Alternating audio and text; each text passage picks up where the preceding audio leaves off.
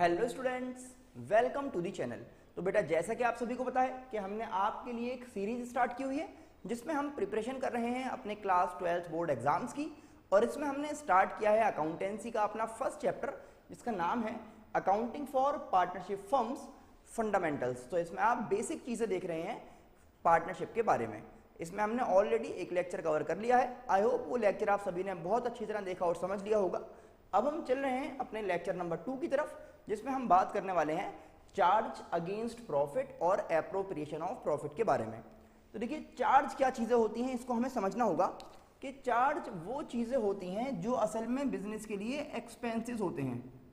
Business के लिए क्या होते हैं? एक्सपेंसेस, यानी कि वो खर्चे जो आपको करने ही करने हैं, चाहे आपको प्रॉफिट हो या आपको लॉस हो जाए। तो वो चीज़ें जो करनी ही करनी हैं, चाहे आपको प्रॉफिट हो या आपको लॉस हो जाए, ये खर्चा करना ही पड़ेगा। ठीक है ना? वो आइटम्स जो प्रॉफिट या लॉस के ऊपर डिपेंड नहीं है बल्कि वो होने ही होने हैं, उनको हम चार्ज कहते हैं। ठीक है ना? और एप्रोप्रिएशन का मतलब क्या है भाई? ये क्या है? ये डिस्ट्रीब्यूशन होता है प्रॉफिट का।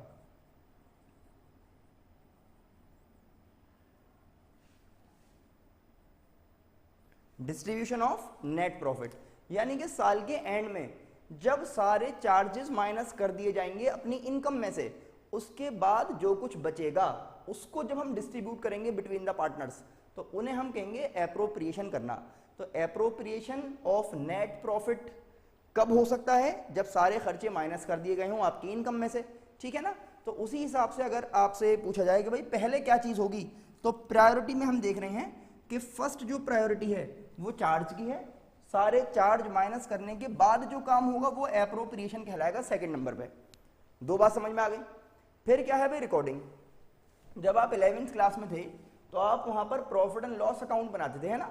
और प्रॉफिट एंड लॉस अकाउंट में डेबिट में सारे खर्चे लिख देते थे, उसके बाद पता चलता था कि प्रॉफिट हुआ है या लॉस हुआ है, यानी कि वही सब चीजें जो है चार्जेस थे वहां पर। तो रिकॉर्डिंग क्या है कि भाई इसको रिकॉर्ड करते हैं प्रॉफिट एंड लॉस अकाउंट में, जो आपने 11th क्लास में प्रिपेयर करना सीखा था। और जब हम एप्रोप्रिएशन की बात कर रहे हैं तो इसके लिए नया अकाउंट है जो अब आप सीखेंगे 12th में, profit and loss appropriation account. सही है ना? Profit and loss appropriation account कहां पर सीखेंगे? 12th क्लास में। तो एप्रोप्रिएशंस को इस अकाउंट में शो करेंगे और चार्जेस को पीएल अकाउंट में ऑलरेडी हम शो करते चले आ रहे हैं। अब सवाल यह है कि भाई चार्जेस होते क्या क्या हैं इस चैप्टर के हिसाब से, यानी कि क्लास 12th में जो हमारा पार्टनरशिप वाला चैप्टर है उसके हिसाब से चार्जेस क्या क्या होने हैं। बाकी तो वो हर चीज चार्ज है जो आपने 11 में देखी है। इसमें स्पेशली कुछ और चीजें हैं भाई। कौन कौन सी चीजें हैं? इसमें हमें बताया गया है कि भाई यहां पर interest on loan by partner, यानी कि पार्टनर ने हमें लोन दिया तो हम उस पर इंटरेस्ट पे करेंगे उसे, तो वो एक चार्ज है। ठीक है ना? इसी तरह से मैनेजर्स कमीशन, ये एक चार्ज है कि अगर किसी मैनेजर को कोई कमीशन पे करनी है तो वो चार्ज में कैलकुलेट किया जाएगा, चार्ज में काउंट किया जाएगा। इसी तरह से आपको यहां पर मिलेगा रेंट पेड टू पार्टनर। किसी पार्टनर को अगर रेंट पे किया गया है तो ये भी चार्ज में आएगा। तो तीन नाम सभी लोग याद कर लेंगे कि कौन कौन सी चीजें चार्ज में आएंगी या कौन कौन सी चीजें प्रॉफिट एंड लॉस अकाउंट में आएंगी। क्या क्या नाम है इनका? Interest on loan by partner, ठीक है ना? लोन बाय पार्टनर के ऊपर अगर इंटरेस्ट पे किया गया है, मैनेजर्स कमीशन और रेंट टू पार्टनर किस में आ जाएगा? चार्ज में। अब हम बात कर रहे हैं भाई एप्रोप्रिएशंस की। तो एप्रोप्रिएशंस में हमें बताया गया है रेम्यूनरेशन ऑफ पार्टनर। रेम्यूनरेशन का मतलब क्या होता है भाई? सैलरी है, बोनस है, कमीशन है, ये सब चीजें अगर आपने पार्टनर्स को दी हैं तो वो एप्रोप्रिएशन होते हैं। इसका मतलब अगर प्रॉफिट होगा तभी रेम्यूनरेशन पे की जाएगी।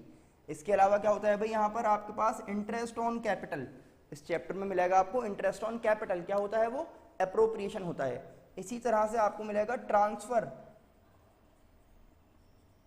टू रिजर्व, तो ये भी क्या है? ये भी एप्रोप्रिएशन होता है। तो समझने वाली बात यह है कि मेन इस चैप्टर में हमें क्या सीखना है भाई, profit and loss appropriation account. तो ये तीन चीजें कभी भी प्रॉफिट एंड लॉस एप्रोप्रिएशन में नहीं आएंगी, क्योंकि ये कहाँ पे हैं, किससे रिलेटेड हैं, ये चार्ज हैं, और इसीलिए ये प्रॉफिट एंड लॉस अकाउंट के आइटम्स हैं, ना कि profit and loss appropriation account के, है ना। इतनी बात हमारे समझ में आ चुकी है। अब हम आगे चलते हैं और देखते हैं कि ये जो तीन चीजें यहाँ पर गिवन है, इनका क्या क्या ट्रीटमेंट हमें यहाँ पर करना होगा, किस तरह से ट्रीटमेंट करेंगे, सीखते हैं। आइए स्टार्ट करते हैं समझना। तो देखिए, सबसे पहले हम बात कर रहे हैं मैनेजर्स कमीशन के बारे में, और ये बात अभी हो चुकी है कि भाई ये चार्ज होता है, तो इसको किस तरह से हमें ट्रीट करना है, किस तरह से शो किया जाएगा, आइए समझते हैं। देखिए, सबसे पहली बात तो यह है कि मैनेजर्स कमीशन जो है वो दो तरह से हमसे कह सकता है, जो 11वीं क्लास में भी आपने पढ़ा था कि कभी तो लिखा होता है बिफोर चार्जिंग कमीशन, कभी लिखा होता है आफ्टर चार्जिंग कमीशन, कि भाई manager is allowed 5% commission on net profit, और आगे क्या कह देगा, बिफोर चार्जिंग या फिर आफ्टर चार्जिंग कमीशन। अगर बिफोर कह रहा है तो इसका क्या मतलब होता है कि जो भी आपको नेट प्रॉफिट गिवन है उसे आप मल्टीप्लाई कर देंगे रेट मतलब जितना भी परसेंटेज है अपॉन 100 से, और आपको पता चल जाएगा कि भाई मैनेजर्स कमीशन की वैल्यू क्या आ रही है। आसान है। लेकिन अगर आफ्टर चार्जिंग है और उसमें आपको मैनेजर्स कमीशन कैलकुलेट करना है, तो फिर आपको नेट प्रॉफिट में मल्टीप्लाई करना पड़ता है रेट अपॉन 100 प्लस रेट। क्या मतलब हुआ इसका, कि अगर मैं कहना चाहता हूं कि साहब 5% है कमीशन, कितनी है 5%, तो इस वाले केस में नेट प्रॉफिट का 5% इस तरह से कैलकुलेट किया जाएगा, जबकि इस वाले केस में नेट प्रॉफिट का 5/100 प्लस 5 करना पड़ेगा आपको, ये आ जाएगा। अगर इसी तरह से मैं कहता 10% है भाई, तो हम यहां पे लिखते नेट प्रॉफिट इंटू 10/100, समझ में आ रही है बात। जबकि यहां पर क्या हो जाता, नेट प्रॉफिट इंटू 10/110, यानी कि आफ्टर वाले में जो भी वैल्यू है वो साथ में ऐड कर दी जाती है नीचे की तरफ, है ना, डिनोमिनेटर में। अब शो किस तरह करना है, देखिए यहां पर कभी भी हमसे ये नहीं कहा जाता है कि भाई profit and loss account maintain कीजिए, बल्कि क्या प्रिपेयर करने के लिए आएगा, profit and loss appropriation account की बात करेगा मेन ये।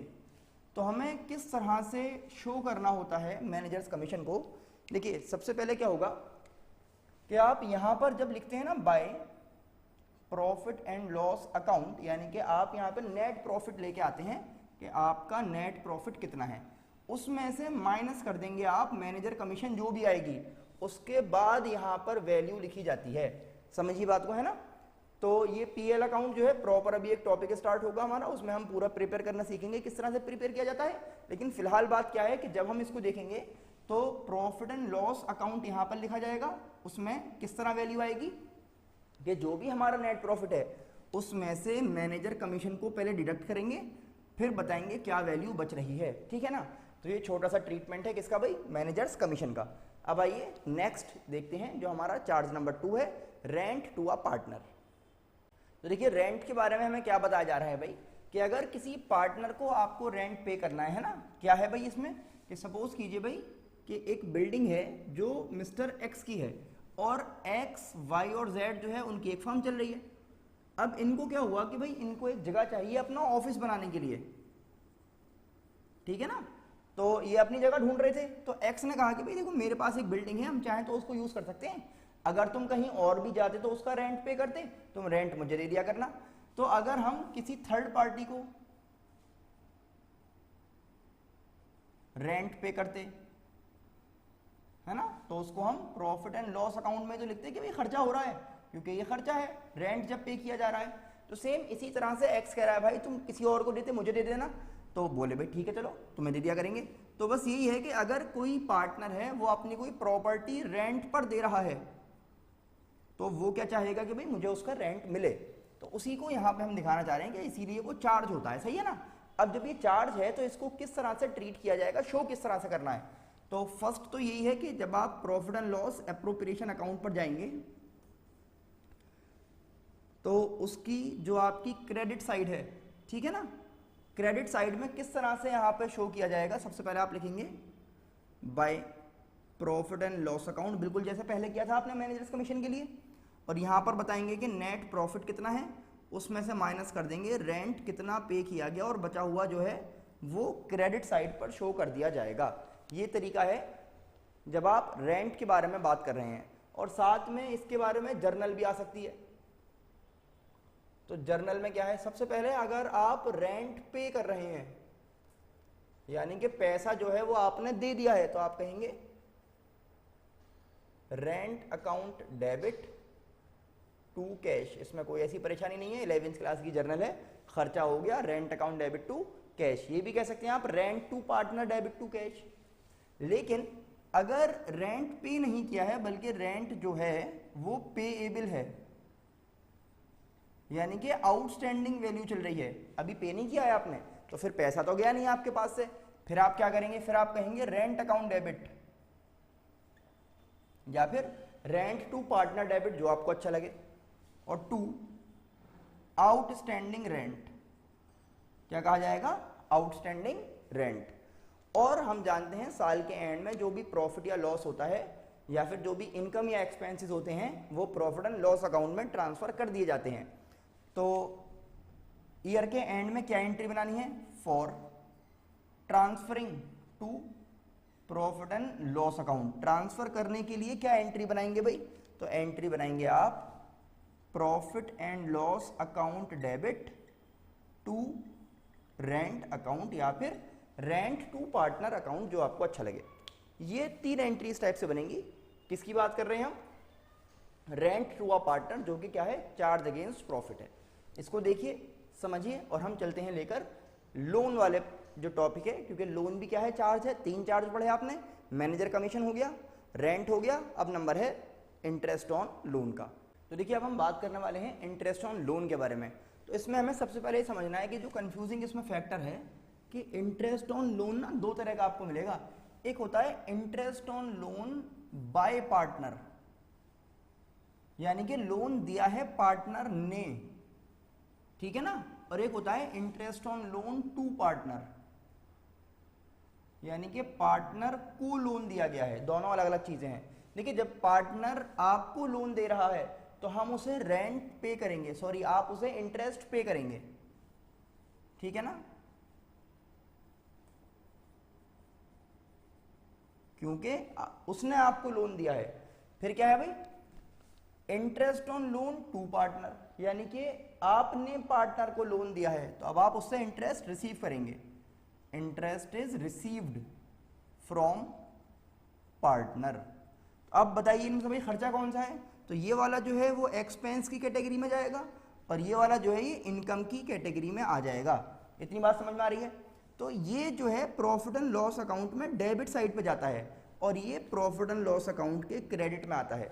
यानी कि जब आप प्रॉफिट की बात करेंगे ना, नेट प्रॉफिट की, तो ये तो नेट प्रॉफिट में से माइनस हो जाएगा और ये वाला जो है वो नेट प्रॉफिट में ऐड कर दिया जाएगा। तो इस तरह से आपको देखना है इंटरेस्ट ऑन लोन को, कि पार्टनर ने आपको लोन दिया है या आपने पार्टनर को लोन दिया है, 2 तरह से होता है। अब हम सबसे पहले जर्नल समझ लेते हैं। किस चीज की भाई, interest on loan by partner की, यानी कि अगर पार्टनर ने आपको लोन दिया है तो उस केस में क्या करना है, ठीक है ना। तो इसमें देखिए सबसे पहले क्या होगा कि आप जो है ये बताएंगे कि हमारे पास जो है खर्चा होना है, हमें इंटरेस्ट पे करना है पार्टनर को। तो क्या कहेंगे, देखिए interest on loan by partner account debit, क्योंकि खर्चा है, और to loan by partner account, loan by partner account.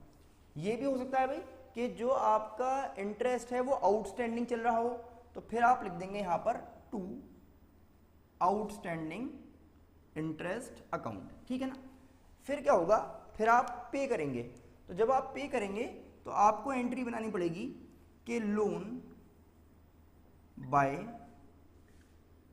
Partner account debit, और अगर आउटस्टैंडिंग चल रहा है तो आउटस्टैंडिंग इंटरेस्ट अकाउंट डेबिट, ठीक है ना।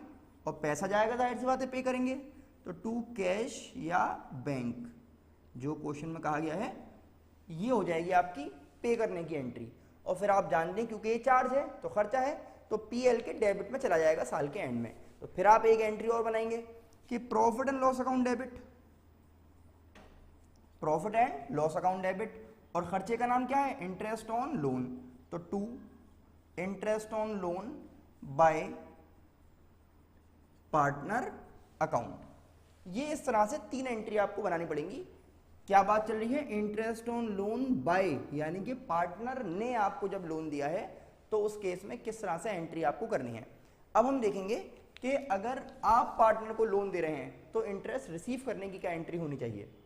आइए देख लेते हैं। Journal entry for interest on loan to partner, ठीक है ना। पार्टनर को जब आप लोन दे रहे हैं तो आप सबसे पहले क्या हो सकता है कि भाई जब वो इंटरेस्ट का नंबर आएगा 1 साल के बाद या 1 महीने के बाद, जैसे भी आप इंटरेस्ट ले रहे हैं, तो आप उसके कैपिटल अकाउंट से माइनस कर सकते हैं। तो पहला तो ये कर सकते हैं आप कि पार्टनर्स कैपिटल या फिर करंट अकाउंट डेबिट, पार्टनर लिखा हुआ है, इसको फुल कर लीजिएगा आप लोग, to interest on loan to partner,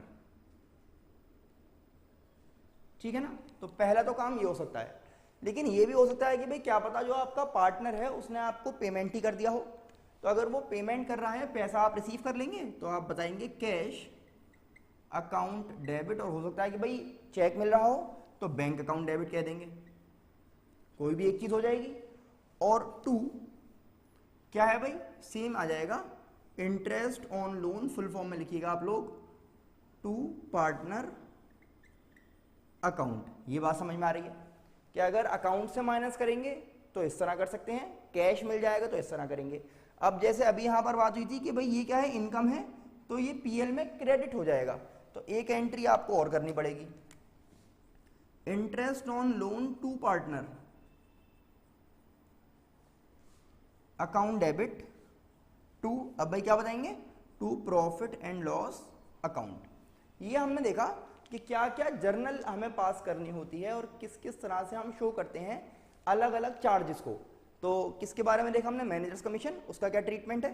हमने देखा भाई कि आपका रेंट टू पार्टनर है, उसका क्या ट्रीटमेंट है। और अब बात चल रही है इंटरेस्ट ऑन लोन की। अब देखिए ये और देख लेते हैं कि जब हम profit and loss appropriation account यहाँ पर बना रहे हैं तो उस टाइम पे इन दोनों ही इंटरेस्ट को किस तरह से रिकॉर्ड किया जाएगा।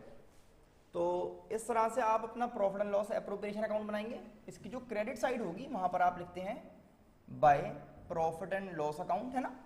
और यहां पर क्या होगा कि भाई आपको नेट प्रॉफिट गिवन होता है, ठीक है। नेट प्रॉफिट में से आप माइनस कर देंगे ये वाला इंटरेस्ट जो है interest on loan by partner, और इसको ऐड कर देंगे क्योंकि ये मिला है ना, यहाँ पे इनकम है, तो interest on loan to partner, और उसके बाद प्लस माइनस करके जो भी वैल्यू आएगी वो यहां पर लिख जाएगी, सही है ना। इस तरह से इन दोनों को ट्रीट करेंगे। और ये हम देख रहे हैं कि भाई पीएल एप्रोप्रिएशन में किस तरह से लिखा जाएगा। एक बात और है कि जो हमने फर्स्ट लेक्चर में देखा था कि 6% पर एनम होता है इंटरेस्ट ऑन लोन, वो पार्टनरशिप डीड में या पार्टनरशिप एक्ट की जब हम बात कर रहे हैं, डीड में लिखा हुआ है, फिर तो दोनों के बारे में कुछ भी लिखा हुआ हो सकता है, लेकिन एक्ट की जब हम बात कर रहे हैं तो उसके जो प्रोविजंस हैं, तो 6% पर एनम वाला वो ये वाला होता है interest on loan by partner. इसके बारे में पार्टनरशिप एक्ट में कुछ नहीं बताया गया है कि कितना इंटरेस्ट चार्ज करना है, ठीक है ना। तो 6% वाला जो हमें रूल याद करना है वो किसके लिए है, interest on loan by partner के लिए। आई होप आपको आज का लेक्चर समझ में आ गया होगा। अब आपको करना क्या बेटा, इसको देखिए, समझिए, इससे रिलेटेड क्वेश्चंस करके देखिएगा।